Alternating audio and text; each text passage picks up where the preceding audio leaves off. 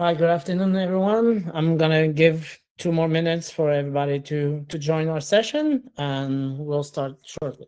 Okay, grab yourself coffee, water, pen, something to write on. It's gonna have lots of information today.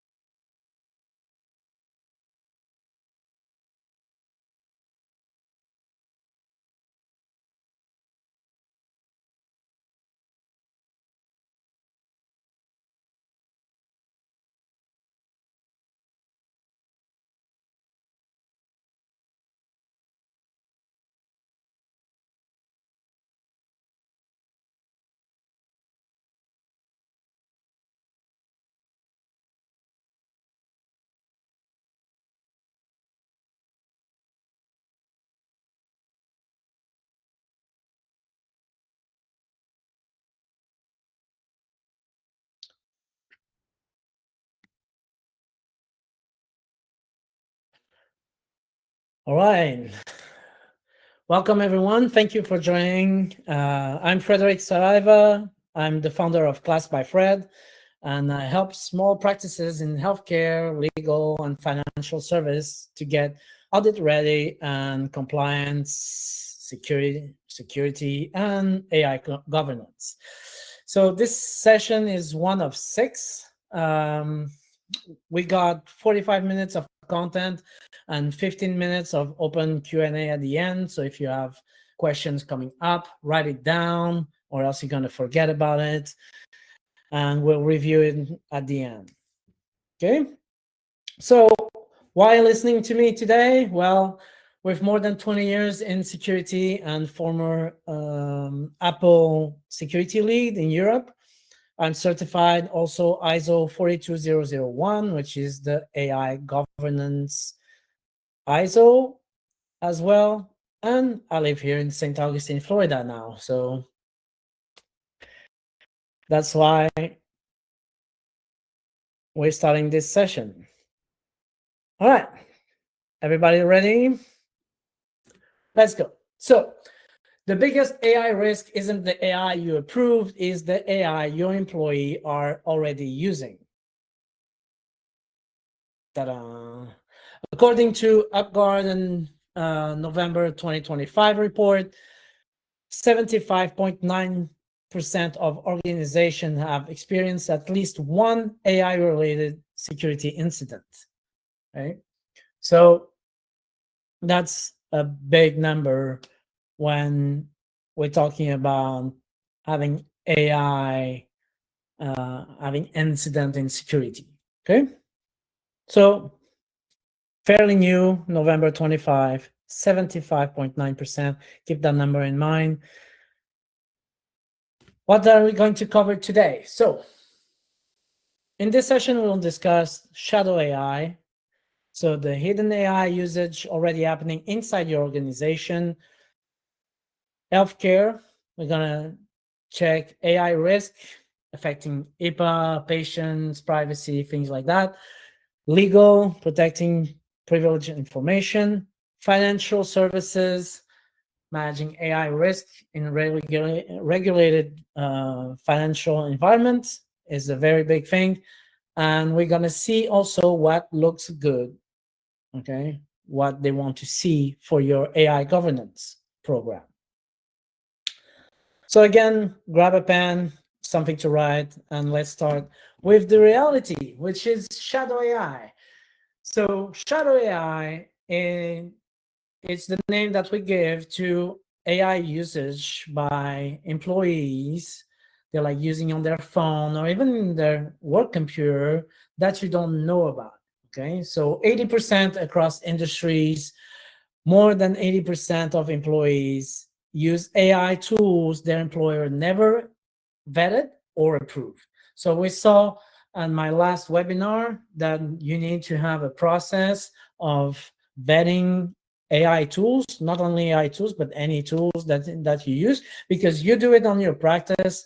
If you're a doctor, you have like tools in your hand that you need to vet and approve for your usage. It's the same with AI, it's the same with any software, hardware, anything, okay?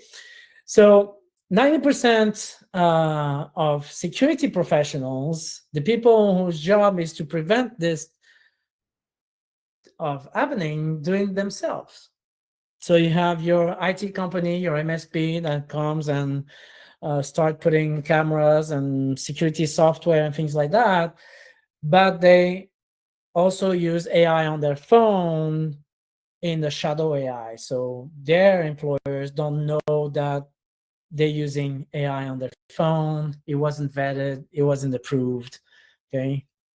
90%, that's a lot. And 100% isn't the rogue employee problem, is the default behavior when there's no policy existing. Okay. So if you don't have a policy that says, okay, if you want to use the AI tool, you need to go through a process so we can vet it and we can approve it. Okay. So that policy needs to be written. Your employees need to know about it also. Okay. So they need to be trained on any kind of policies or procedural implementation that your company is doing. You always need to put your employees aware of it and for you to be sure that they're going to follow that. Okay. So shadow AI creates blind spots. Those blind spots creates AI governance close. We need to close the gap on those. Okay. So please create those policies for your own employees and your own good. So now let's take of healthcare and the risk of analysis. So since October 24, HHS and OCR has pursued a specific enforcement campaign built entirely around one failure, not conducting a proper risk analysis. Settlements from this initiative alone have ranged from $5,000 to $800,000, hitting everything from a single location imaging center to a large regional health system. The common thread in nearly every case, no accurate thorough assessment of risk to patient data, not necessarily a bigger breach. So what does that mean? That means that right now, to, let's say, ease their job, OCR, when they're going to audit you, the first thing they're going to ask you if you have a risk assessment done recently. And it needs to be recently, so less than a year. And with that, it's going to tell them what they need to look for as any breach. Okay, so if you don't have a risk assessment done, for them it's like, okay, so now we're going to review everything to see where are your breach, where are you vulnerable for hackers, and where are you vulnerable for the auditors so they can find you. Okay, so now they took that job. Okay, we can make it simpler. Do you have a risk assessment done? Because on your risk assessment, even if you didn't resolve everything, it's gonna say where you're vulnerable and what you're doing to solve that issue, so you're aware of it. If you don't have a risk assessment, you're not aware of your breaches, you're not aware of your gaps, and for them it's a problem. For everyone it's a problem. Okay, so risk analysis isn't just a requirement anymore, it's the foundation of your defense. Okay, it's how you defend your company against not only hackers but also auditors. Legal. So the ABA drew a line in 2024. In July 24, the American Bar Association issued a formal opinion 512, its first formal ethic guidance on generative AI. It ties AI use directly to existing duties. So there are 5 duties, which is competence, confidentiality, client communication, conduct to the court, and supervision of staff. Several states bar like California, Florida, where we are right now, New York, Pennsylvania, and others have issued their own parallel guidance. Okay, so there's more things that you need to follow in those states. Okay, AI ethics is now a professional obligation, not a good practice. The rules are here and the standard is clear. I say that because it's very important for you, everybody that is in law, to understand that those rules, those 5 rules, are for you to follow. Okay.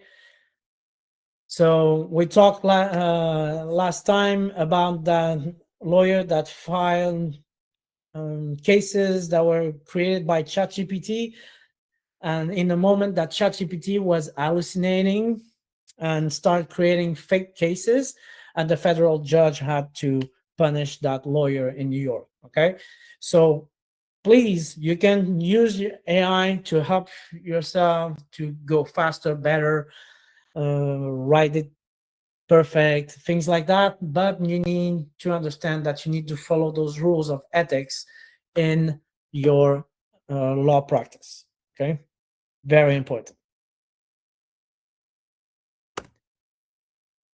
Financial services. Regulators are already watching.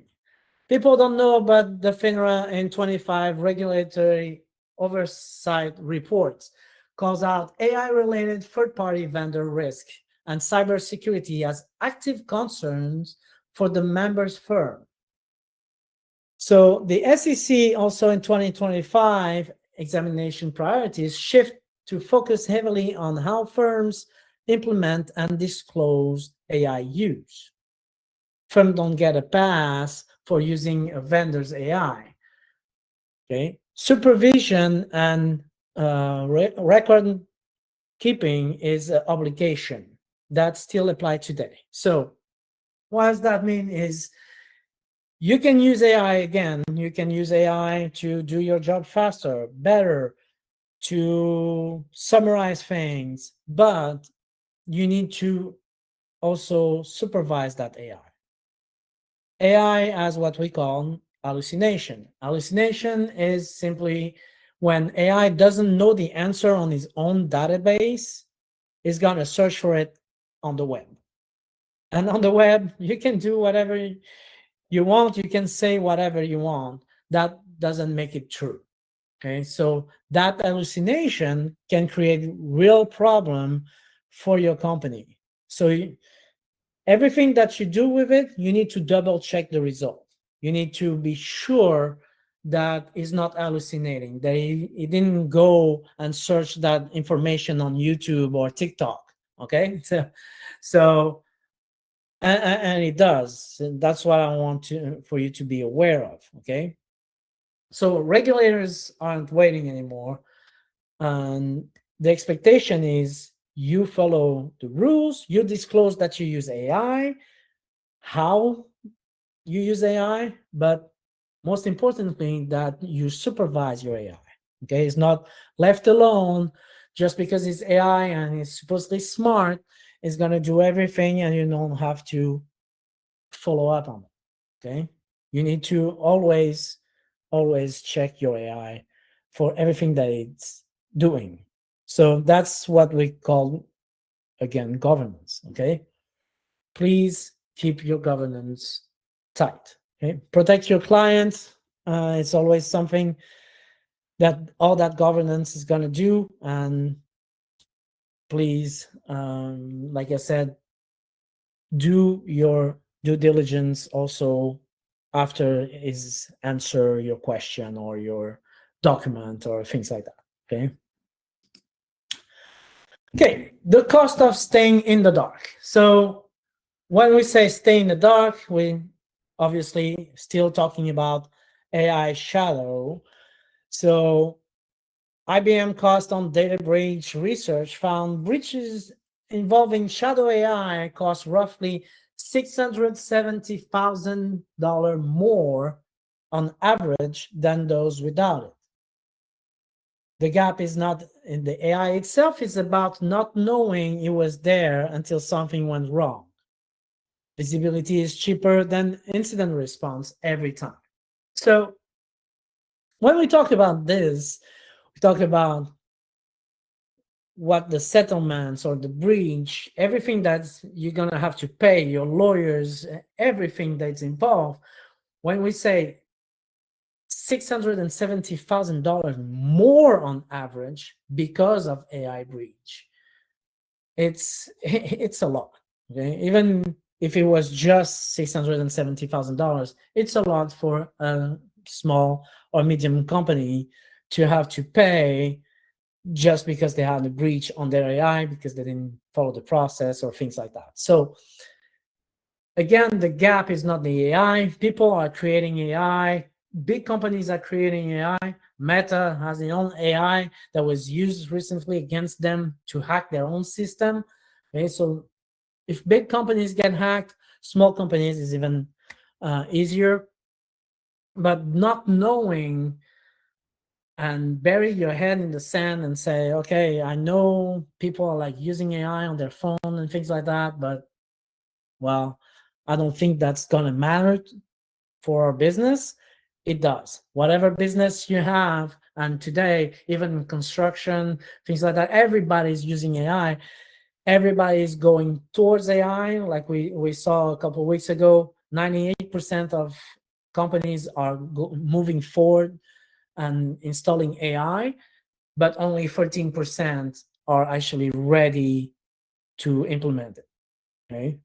So, and when we talk about visibility of those shadow AIs, so if you see it and you need to see it, you need to know that that person and that person are using AI to do their job, or even not to do their job, to do something else, but in your premises, it's not right. So you need to understand it, and that's how you govern it, and that's how you protect what matters. And what matters is your business, okay?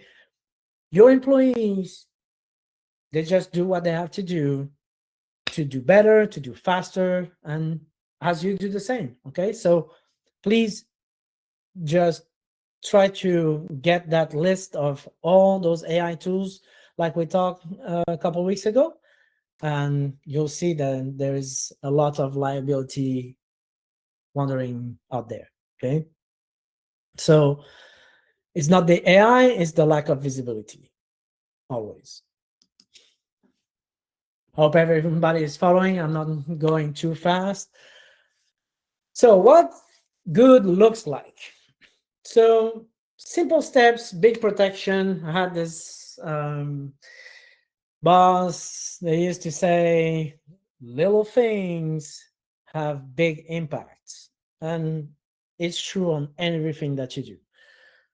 In security, again, it's also true. So simple steps, big protection, written AI use policies, staff actually knows that exist. So that's one of the first thing your employees need to know, that there is a policy that tells them step by step how do they get the AI.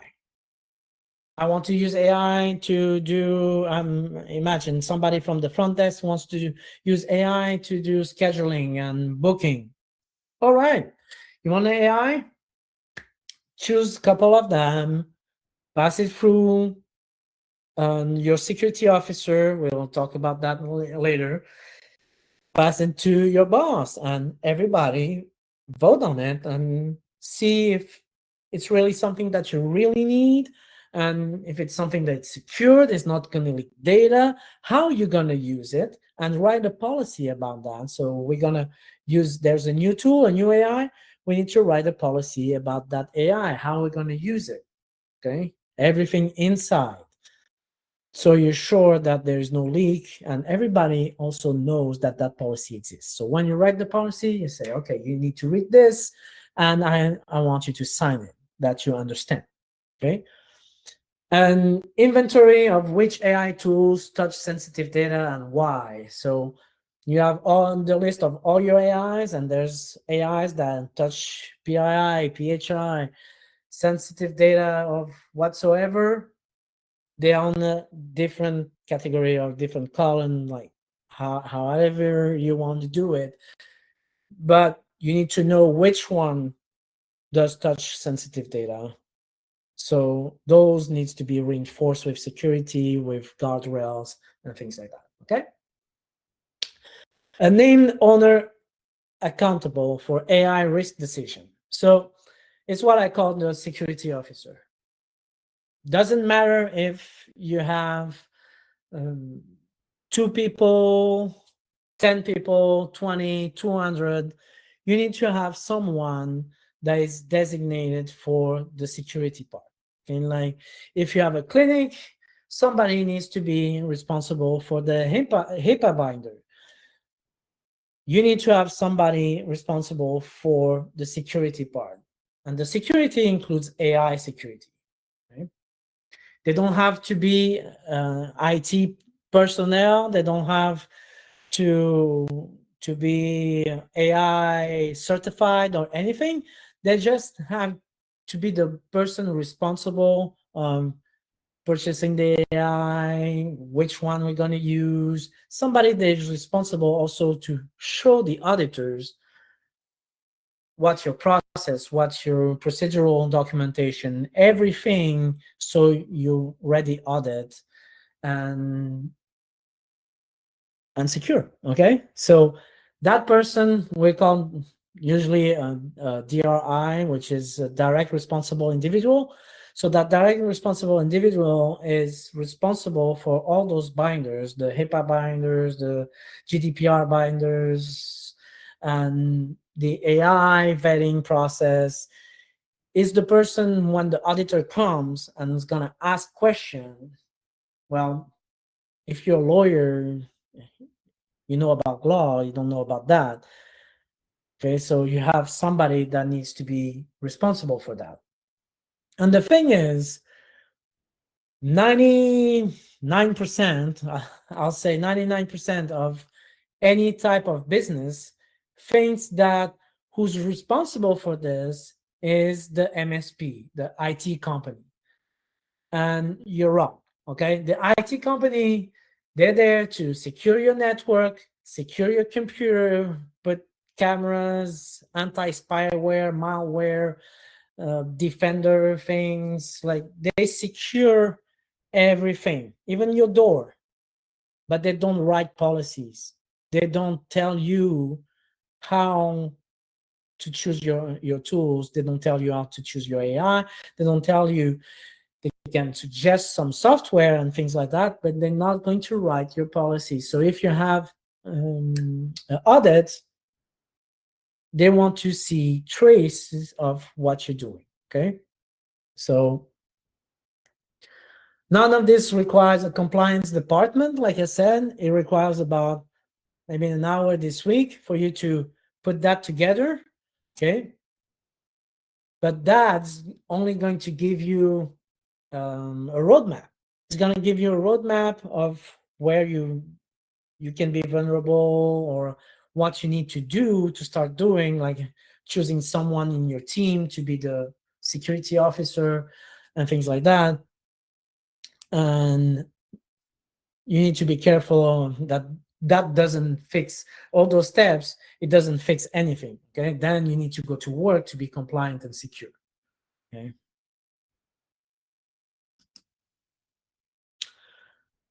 So, cases snapshot. Real cases from HHS OCR's risk analysis initiative. So, Vision Upright MRI had a settlement of $25,000. So, OCR found no risk analysis have been performed, plus a delay breach notification. Delay breach notification compound the compliance violation. I'm gonna pause there a bit because people maybe don't know this, but you have 60 days for you to disclaim that you were breached. or any breach, anything that happened about your security that may affect your clients, data of your clients, things like that, you have 60 days to report that breach. Past those 60 days, you're gonna get fined and things like that. Okay, so that's what we're talking about here, is the delayed breach notification. So they notified that breach after the 60 days. Plus, they didn't have the risk analysis like we saw earlier. It's now almost mandatory. Baker Health System, $800,000 settlement. So the settlement tied to security rule failures around insider threats. Okay? Most of the time, it's insider threats. Missing or weak risk analysis was the common thread across the violations. So again, a risk analysis that wasn't done properly, was weak, he had missing information, and they have, again, security rules failures inside the organization. Okay. Both cases resolved with multi-year corrective action plan requiring an actual documented risk analysis going forward. So the gap between those two scenarios is to show the scale of negligence, not the company size, right? Is the scale of negligence that make those settlements be so different with the payment. Okay, so be aware of this. More negligent is the gap, the fine is going to cost you more. Common pitfalls to avoid. So to protect your organization, you need to think about, well, you need to think about a hacker, or you need to think about an auditor. Okay, you need to think about them. And that's the best way to do it. So your mentality, your mindset needs to be, what can hurt me? And lots of people will say, well, we're too small to be a target. Okay, so OCR's smallest settlement last year was $5,000 against a single location practice. Okay, a single mental health person. Okay, well, it's just $5,000. You think, okay, that's every month until you solve that issue. But if you're small, you're also an easy target for hackers, because, well, a big company, they have hundreds of people working day and night to make sure that their security is top on the line. You have to have an MSP or IT company to do that for you, and you need to have a compliance officer, you need to have a CISO to get all that strategy done for you. So you don't have time for that, and then most of the time you don't have the bandwidth. Okay, so if you're small, you're not too small to get hacked, and you're really not too small to get audited. Mostly that OCR since 23 decided to audit smaller practices. Okay, so assuming a ban on AI tools stop usage.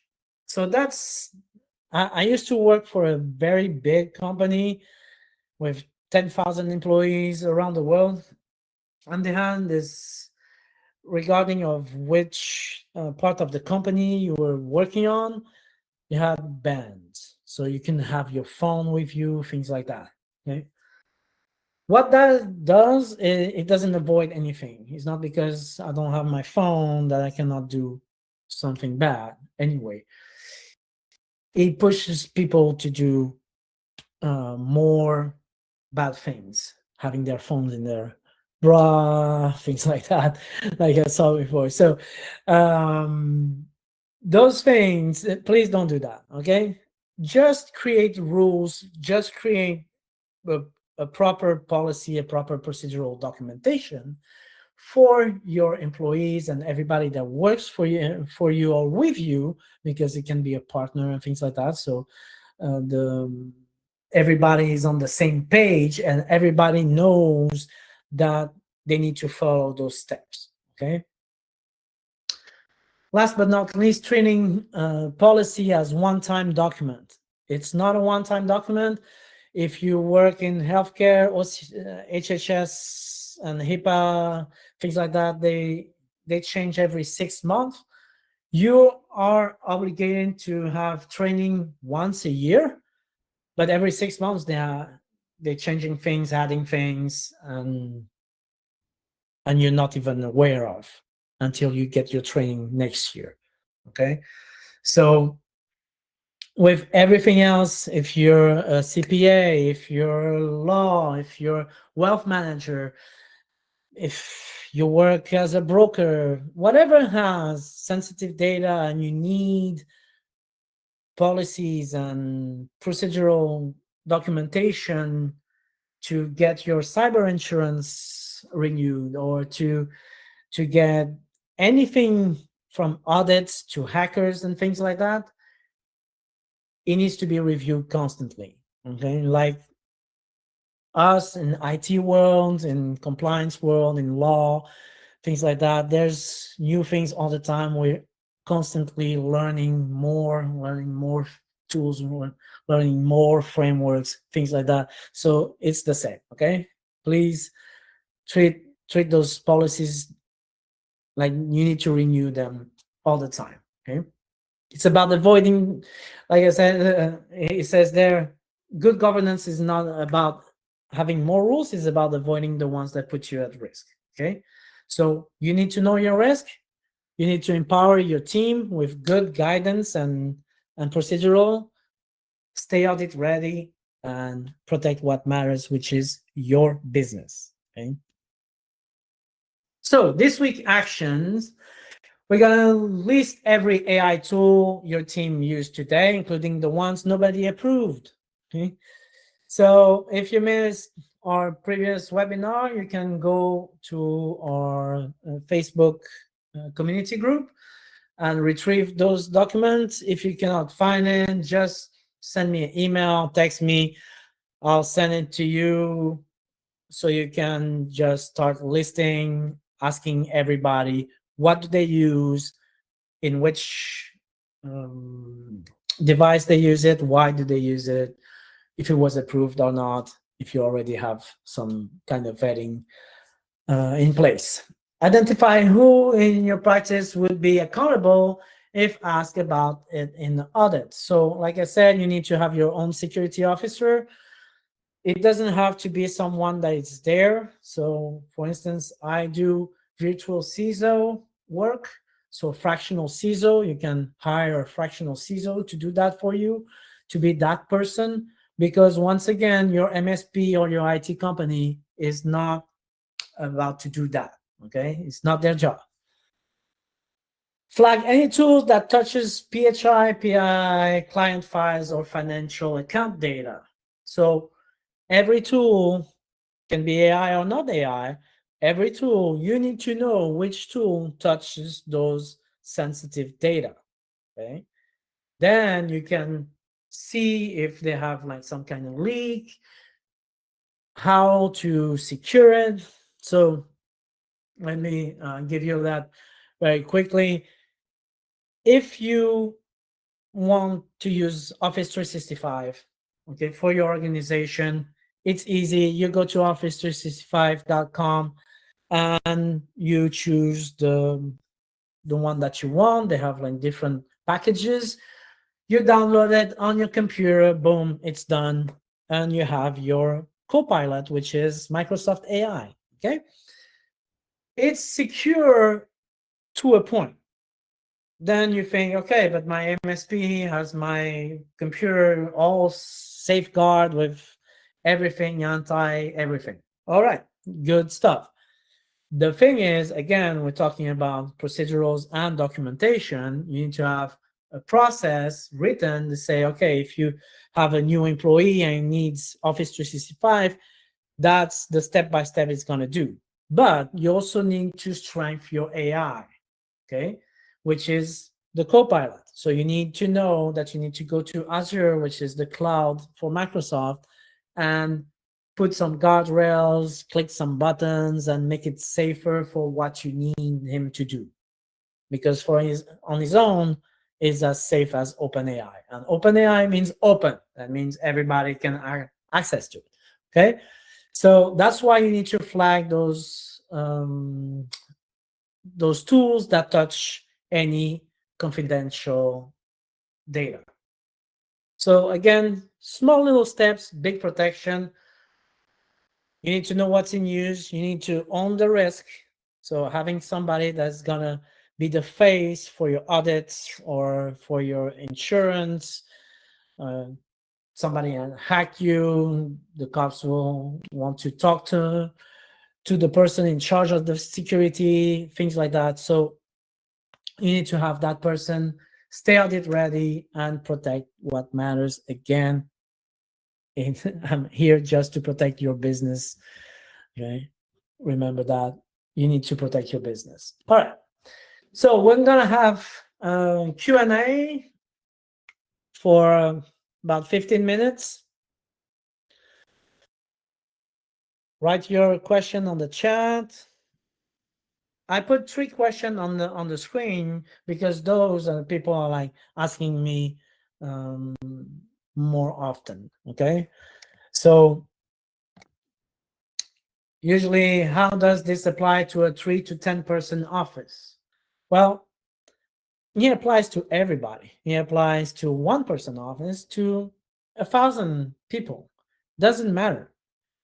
That policies and procedural and security of your AI needs to be done, and it needs to be written. You need to have all of that in place. Rather you have 200 people working for you, your a law with practice with 40, 50 lawyers, or your mental health doctor working from home. Doesn't matter. You need to have policies in place. You can be audited at any time. You can have data breach because hackers are always looking for that. So it applies to everybody. Okay, everybody. Does any of this apply if we don't handle health data specifically? Yes, it does. It doesn't matter if you're in healthcare. It doesn't matter if you're a CPA, a lawyer, a broker, what else? Police officer, even a police officer, a PI. You have a bakery that you do. You have that bakery, then you go and people pay you to deliver their bread and things like that.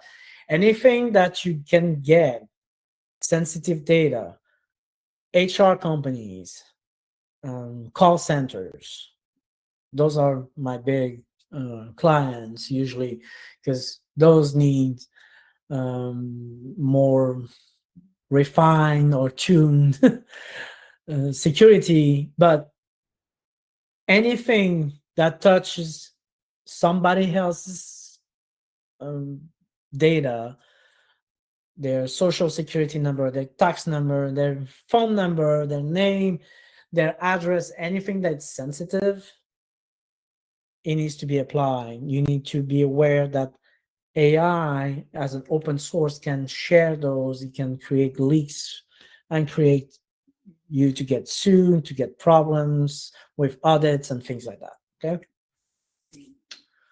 Last but not least, they always ask, what's the very first document we should create? So the very first document we should create, I'm gonna actually ask you guys to tell me, what do you think should be the first document to be created? Anyone that has an idea, you can put it on the chat or unmute your mics.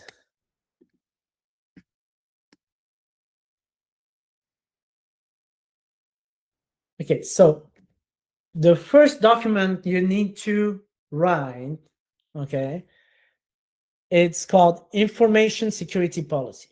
So the information security policy is the document that the owners of the practice or the people that are in charge are going to write down the roles of each people, the responsibilities. So who is the security officer? Outlines and guidelines and all procedurals, policies that how they need to be written, and they're gonna go from that document. Okay, so the first one is the, I would say, the overall view of all your documentation. Who's going to write them? Who is responsible for what?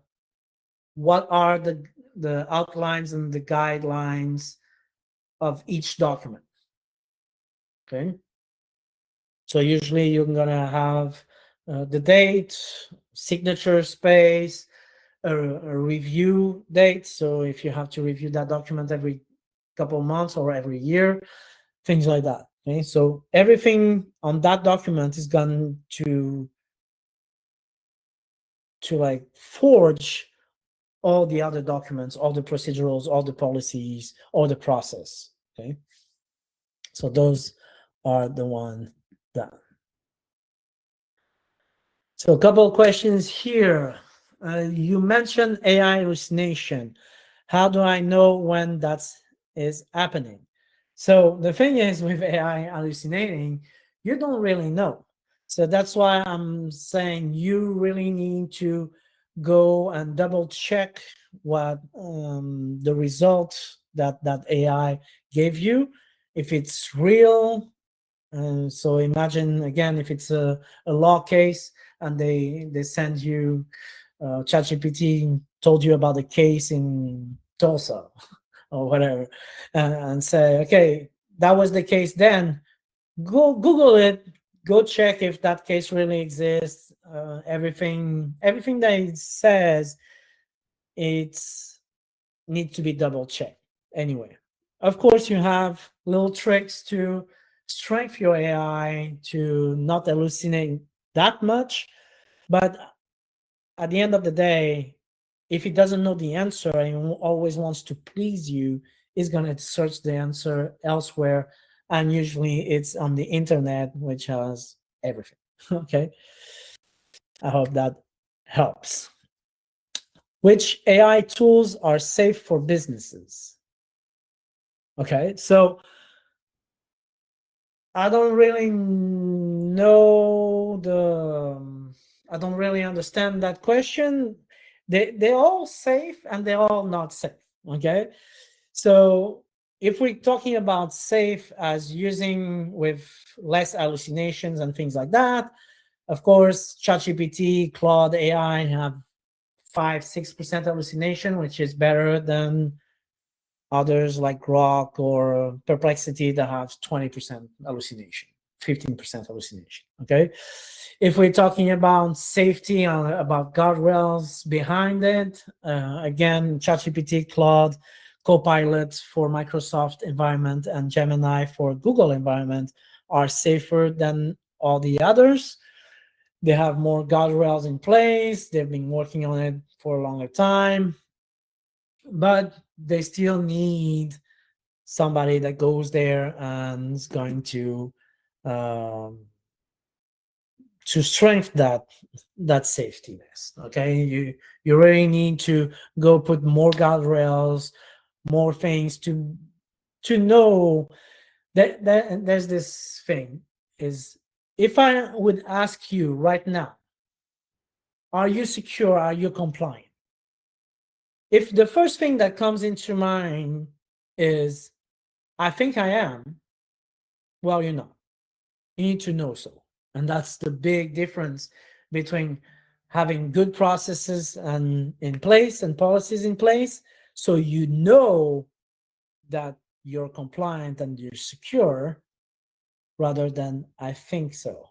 If you think so, that means that you don't know if your procedures are in place, your policies are in place. If you have somebody that is actually responsible for that, things like that. So just remember this. If someone will ask you, are you compliant right now? If I have OCR knocking on your door, are you compliant? If your answer is, I think so, you need some help, please contact your MSP, contact myself, contact someone to help you, because you're probably not going to pass that audit. Okay? Other questions you may have? In the meanwhile, while you're thinking or writing down, I'm gonna move to where do you go from here? And again, like we saw a couple weeks ago, you have 3 ways to act on today's session. Okay, you have the DIY, which is $0. So you use free resources to get started. You assess your environment and identify gaps. You can use our free resource, but there's other free resources out there.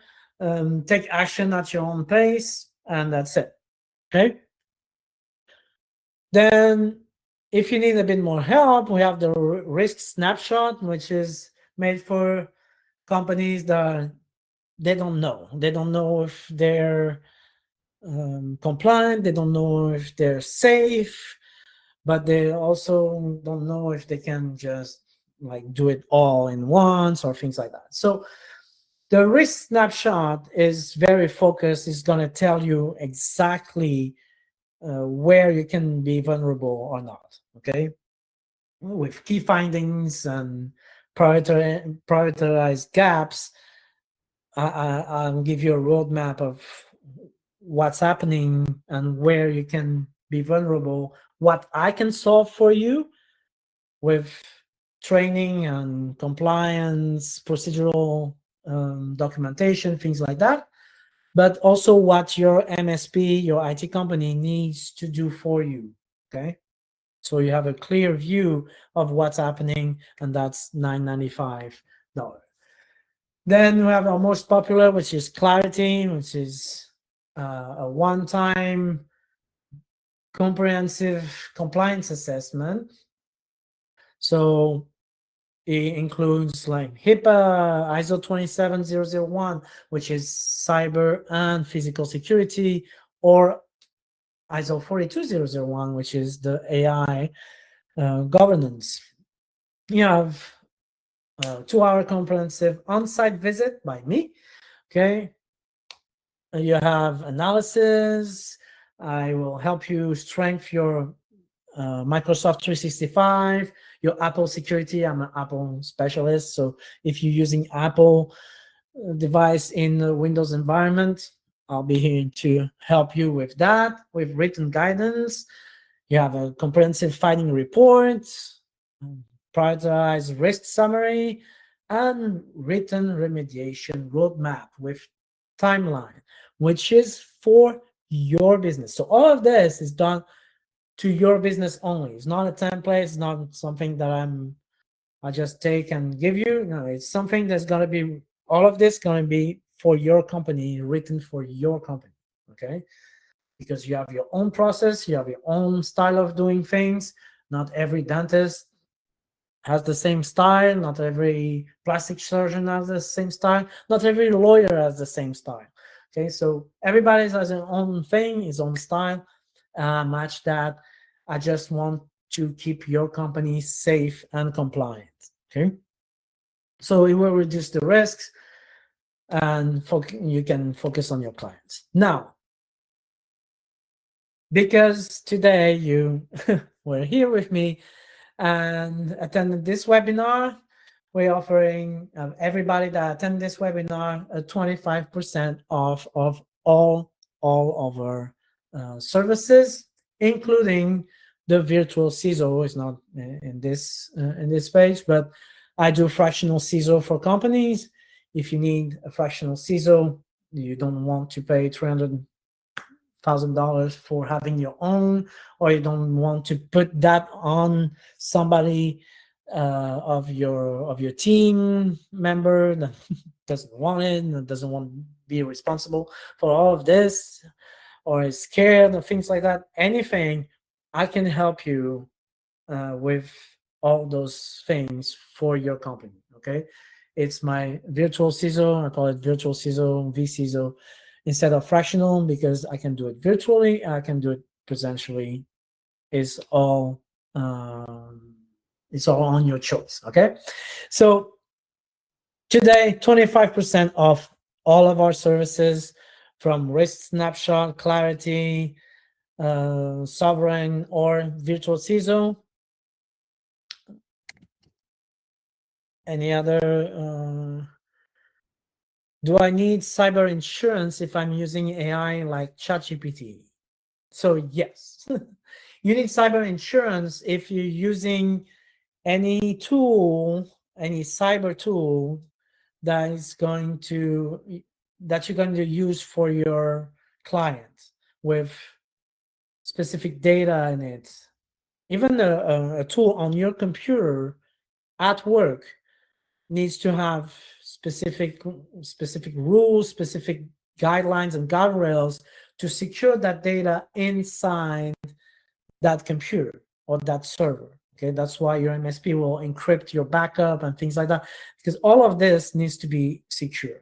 The thing with your cyber insurance is, for you to be able to buy a cyber insurance, or for you to be able to renew your cyber insurance, they're going to ask you for procedurals and policies that you have in place specifically for your type of business.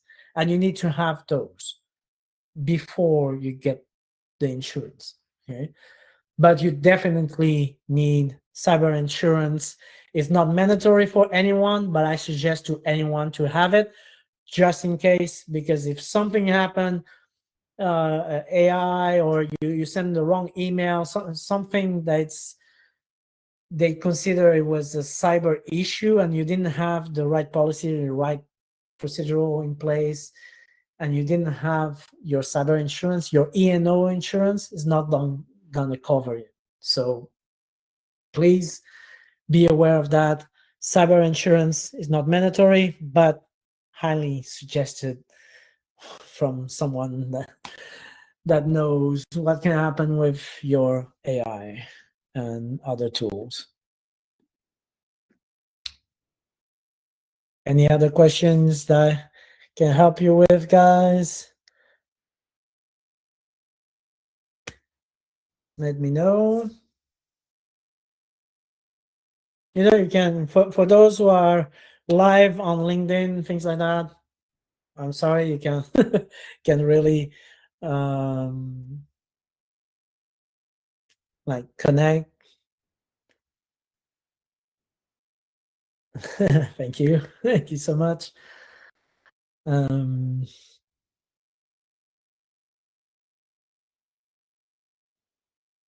Okay, if you don't have any more questions, please feel free, if a question comes to mind later, write it down, send me an email, send me a text. If you have my phone number, it's on our website at classbyfred.com.